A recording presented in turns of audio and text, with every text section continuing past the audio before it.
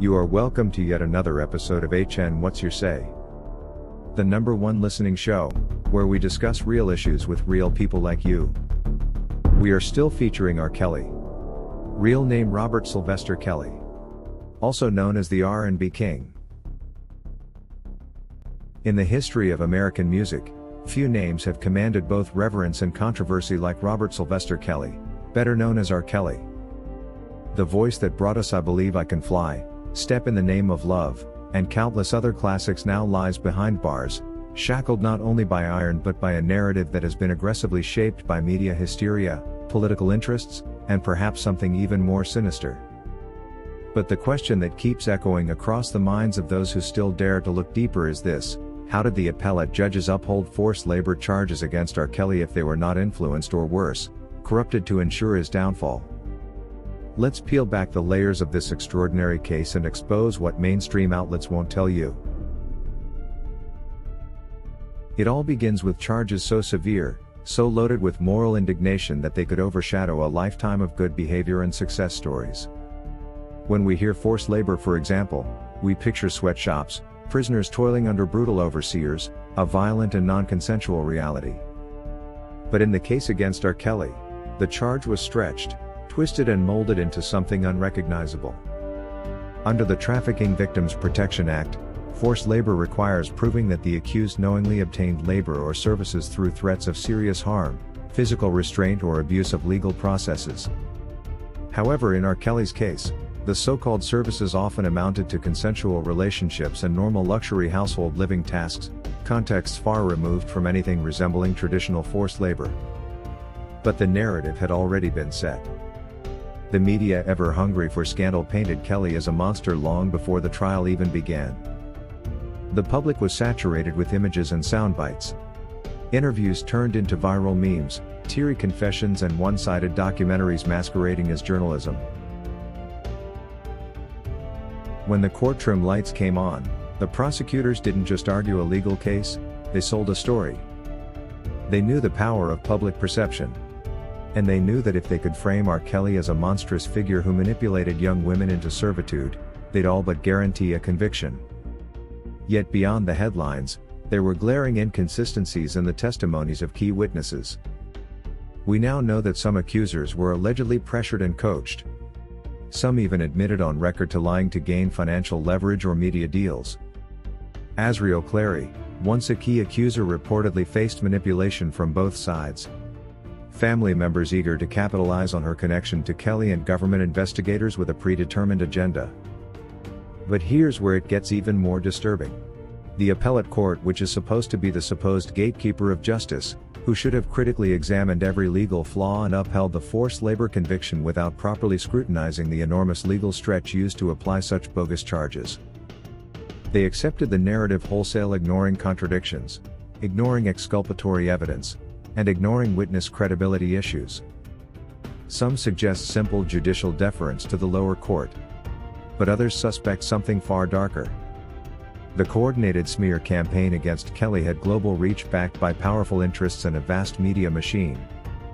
Record labels, former business associates and opportunistic insiders stood to gain from his destruction. Despite his wealth and fame, R. Kelly became a convenient scapegoat to distract the public and reinforce a new moral panic narrative. Let's not forget the financial incentives. R. Kelly's publishing catalog is worth millions, generating revenue streams that can feed many hungry pockets. Once Kelly was neutralized, vultures descended on him, eager to carve up the spoils. His intellectual property, royalties and brand became fair game. The very system that should have protected an artist instead stripped him bare. One can't help but ask, could these appellate judges really have remained immune to such a strong current? The media had already poisoned the jury pool and the public mind. Judges, despite their black robes and lofty titles, are nowhere beyond human weakness. Career ambitions, conspiracies with Sony, and fear of public backlash all play a role. And in a high-profile cases like this, to overturn such charges would mean career suicide. No judge wants to be labeled as the one who freed R. Kelly. And what about external pressures? We may never fully know. But the pattern is undeniable. At each legal checkpoint, despite glaring weaknesses, the case advanced like a runaway train with no one volunteering to stop the injustice. Witness intimidation and evidence tampering went largely ignored. The mainstream media turned every court appearance into a spectacle rather than an opportunity for sober legal analysis. Meanwhile, deeper questions were buried.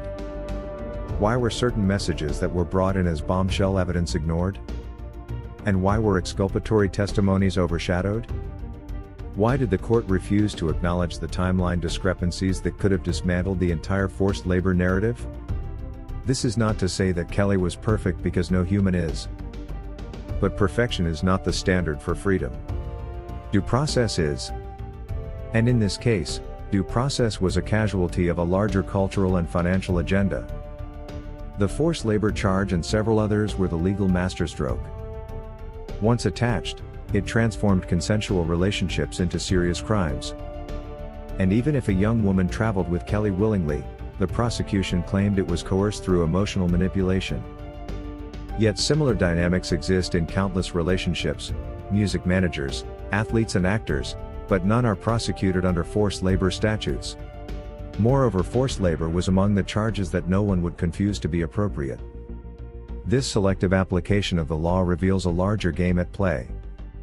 If the law can be bent to convict one man, it can be bent to convict anyone.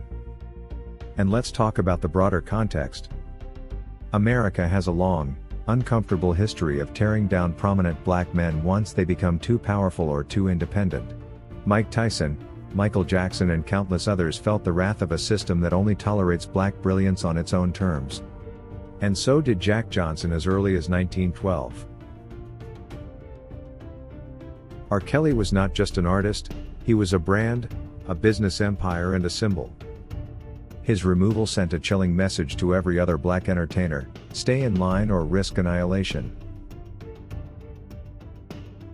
Despite all this, there is a growing movement to re-examine Kelly's case.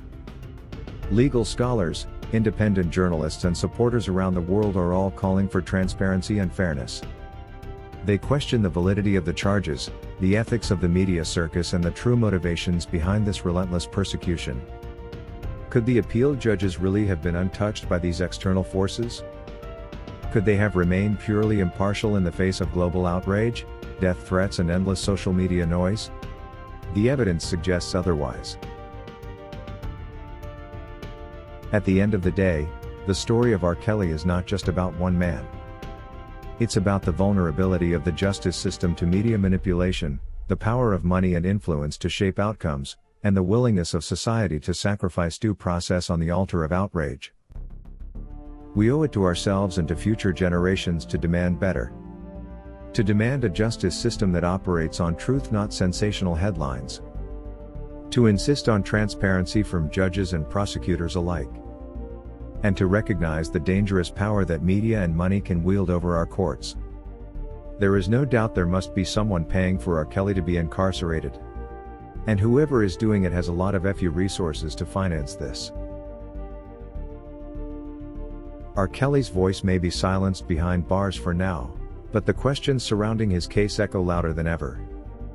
As long as we allow narrative to override nuance, no one is safe. And as long as we fail to question the forces behind these prosecutions, we remain complicit in the slow death of justice. The wrongful convictions may stand today, but so does the unwavering conviction of those who believe in truth. It is up to us to keep asking, to keep investigating and to keep the fight for real justice alive.